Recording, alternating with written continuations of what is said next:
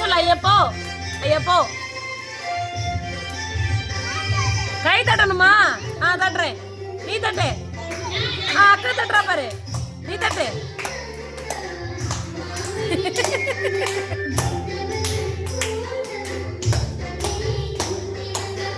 முடி கட்டு சபரிமலைக்கு அபிஷேகம் மணிகண்டனுக்கு. விழுந்துருவான் விழுந்துருவான்.